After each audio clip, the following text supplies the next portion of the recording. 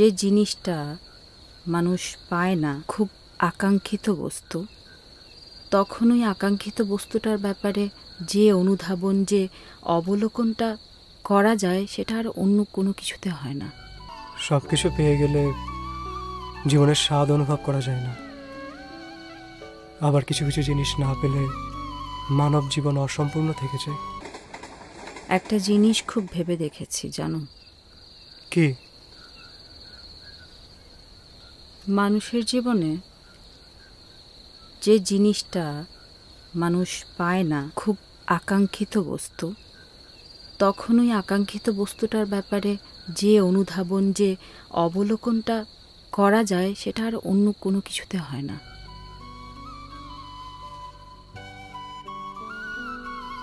সব কিছু পেয়ে গেলে জীবনের স্বাদ অনুভব করা যায় না, আবার কিছু কিছু জিনিস না পেলে মানব জীবন অসম্পূর্ণ থেকে যায়।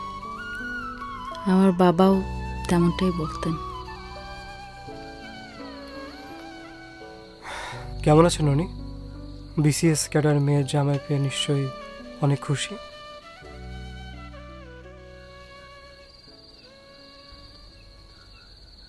আমাদের ছেড়ে চলে গেছেন, উনি আর নেই। I am sorry.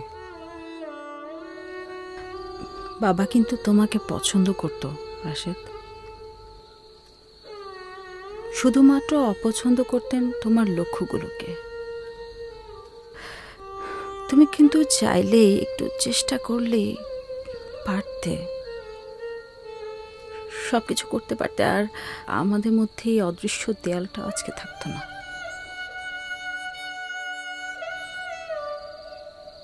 আমি ভীষণ আলাদা একজন মানুষ তামান্না, তুমি আসলে বুঝেছিলে কিনা আমি জানি না। আর আমরা কিন্তু সবকিছু জেনে বুঝে একটা সম্পর্কের দিকে এগোচ্ছিলাম। তুমি আলাদা রকম বলেই কিন্তু আমি তোমাকে এত পছন্দ করেছি, এত ভালোবেসেছি। আমি আমার জায়গা থেকে সমস্ত কিছু দিয়ে চেষ্টা করেছি। একটা সম্পর্ক তো শুধু দুটো মানুষের মধ্যে হয় না, তাই না? কিন্তু আমি এত চেষ্টা করবার পরও তুমি পিছিয়ে গেছো।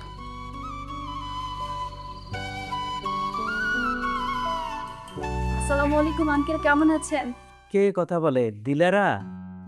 না আঙ্কেল, আমি তামান্না, রাশিদের বোন।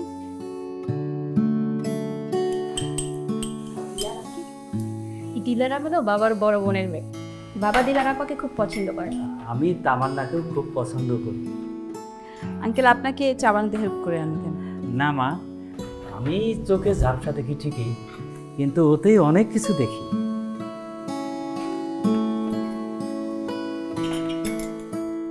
আমি কিন্তু আজকে এসেছি একটা সম্বন্ধ নিয়ে। কার? জ্যোতি? না, রাশেদের। ওর তো বিয়ের বয়স হয়েছে আঙ্কেল, এখন তো উচিত বিয়ে করে ঘরে একটা বউ আনা, তাই না? আমি এসব নিয়ে কিছু ভাবছি না।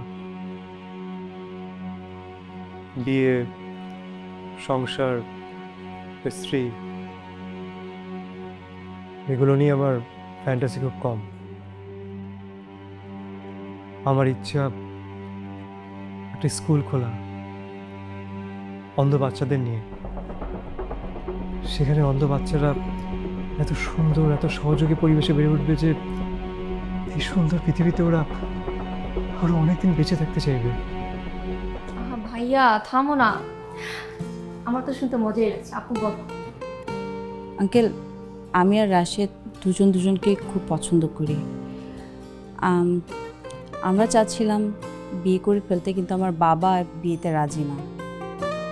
এখন আমরা দুজন যদি নিজেরা বিয়ে করে ফেলি, তাহলে আপনি কি রাগ করবেন? না মা, মোটেও না।